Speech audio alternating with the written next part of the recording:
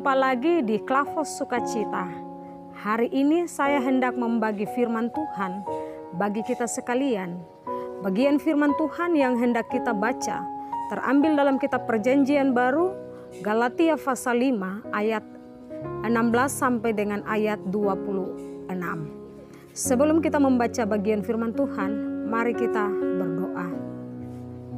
Tuhan Allah Bapa kami yang bertakhta di dalam kerajaan sorga, Bapa yang kami sapa, kami kenal di dalam Tuhan kami Yesus Kristus. Di saat ini ada kerinduan bagi kami untuk membaca dan merenungkan firman-Mu. Ya Tuhan, kami menyadari sungguh bahwa tanpa kuasa dan pertolongan-Mu, maka kami tidak mampu untuk memahami bagian firman Tuhan hari ini. Oleh sebab itu kami memohon tuntunan kuasa Roh Kudus menolong, menguatkan, memampukan kami sehingga kami mampu memahami bagian firman Tuhan. Kami yang mendengarkannya, Tuhan beri kami kuasa untuk mendengar dan melakukan firman-Mu. Di dalam nama Tuhan kami Yesus Kristus firman yang hidup, kami berdoa. Amin. Galatia pasal 5 ayat 16 sampai dengan ayat 26 dengan perikop pembacaan hidup menurut daging atau roh. Ayat 16, maksudku ialah hiduplah oleh roh, maka kamu tidak akan menuruti keinginan daging. Sebab keinginan daging berlawanan dengan keinginan roh dan keinginan roh berlawanan dengan keinginan daging. Karena keduanya bertentangan. Sehingga kamu setiap kali tidak melakukan apa yang kamu kehendaki. Akan tetapi, jikalau kamu memberi dirimu dipimpin oleh roh, maka kamu tidak hidup di bawah hukum Taurat.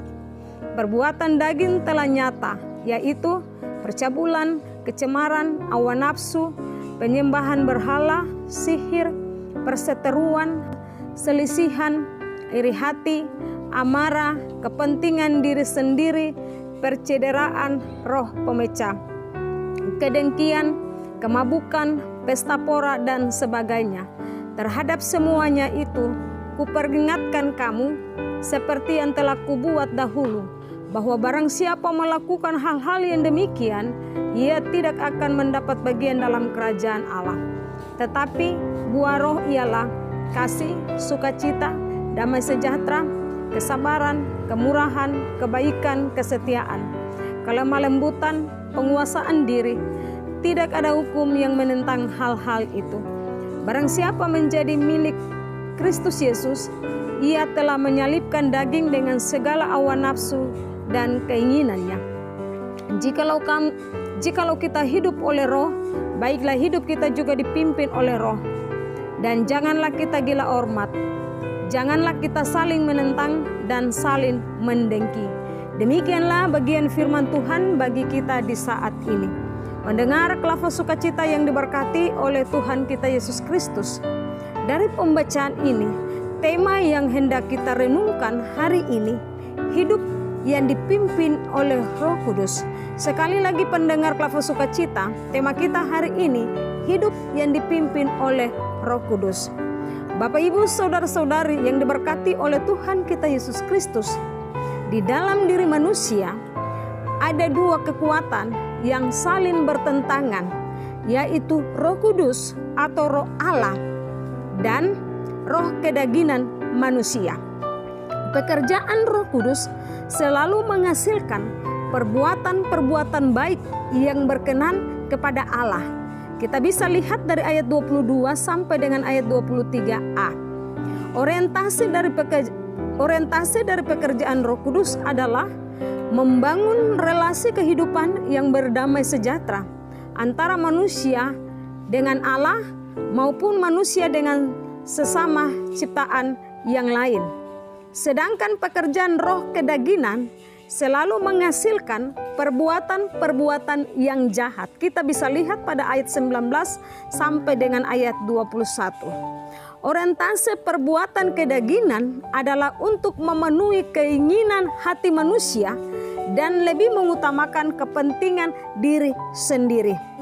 Menghadapi kenyataan hidup manusia yang demikian, maka Rasul Paulus mengingatkan orang-orang percaya di Galatia untuk menghindarkan diri dari roh kedagingan.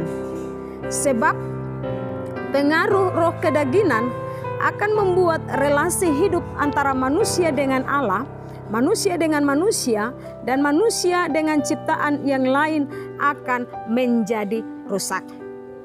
Tetapi bila setiap orang percaya, termasuk Bapak Ibu dan saya, kita memberi diri untuk dituntun oleh Roh Kudus, Roh Allah, maka Ia akan memampukan kita untuk membangun relasi yang baik dengan Allah, sesama manusia, dan ciptaan yang lain, yaitu relasi yang mendatangkan kehidupan dan kebaikan, bukan mendatangkan kematian.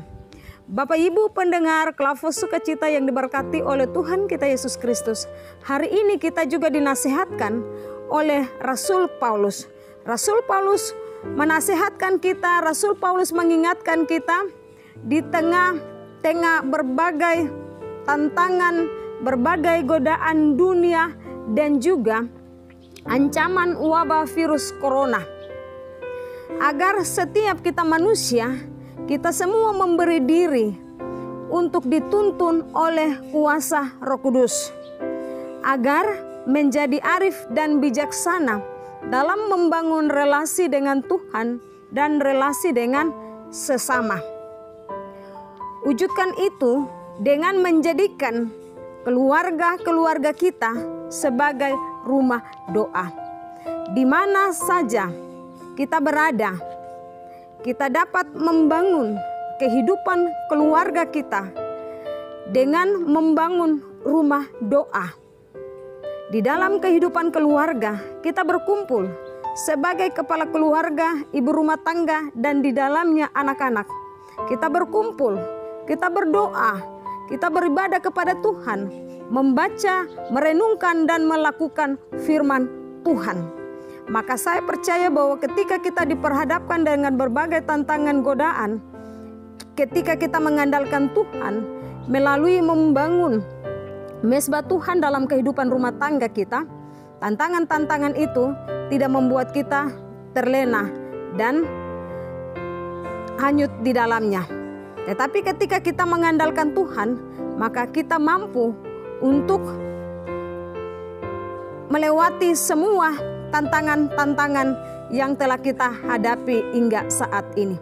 Oleh dan sebab itu, patuhilah berbagai aturan yang sudah diberikan kepada kita. Salah satunya aturan kesehatan, menjadikan pola hidup bersih dan sehat sebagai gaya hidup kita orang yang percaya. Gaya hidup kita sehari-hari. Kita juga menjaga kebersihan hidup rohani kita, menjaga kebersihan hidup lingkungan, dan kita tetap membangun hubungan kita dengan Tuhan, hubungan kita dengan sesama. Saya percaya ketika di tengah-tengah menghadapi pandemi COVID-19 ini, ketika kita mengandalkan Tuhan, maka kita mampu melewati semuanya itu. Sebab Tuhan memberkati setiap orang yang mau taat, setiap orang yang mau percaya, setiap orang yang mau menyerahkan seluruh hidupnya dipimpin dan dituntun oleh Tuhan.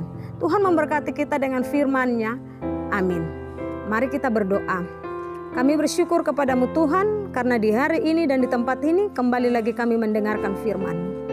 Tuhan, kami menyadari sungguh bahwa kami terus diperhadapkan dengan berbagai tantangan hidup yang sampai hari ini kami tidak mampu untuk melewati. Tetapi ketika kami percaya bahwa kami hidup dan dituntun oleh kuasa Roh Kudus, maka segala tantangan, godaan kami bisa lewati. Semuanya itu karena kuasa-Mu bagi kami. Bapa di sorga, mampukan kami sehingga kami mampu melakukan kebenaran firman-Mu. Hidup kami selalu dituntun oleh Roh Kudus, maka kami bisa dapat membedakan mana yang baik dan mana yang tidak baik di dalam kehidupan kami. Biarlah hari-hari hidup kami mau tetap taat dan setia kepadamu, sesuai dengan janji firman-Mu. Hidup di dalam roh, maka kami terus dipimpin untuk akan melakukan kebaikan-kebaikan Tuhan di tengah-tengah dunia. Tuhan mendengarkan Tuhan memberkati setiap kami yang hari ini telah mendengarkan firman-Mu. Di dalam nama Tuhan kami Yesus Kristus, kami berdoa dan mengucap syukur. Amin. Shalom, Tuhan memberkati.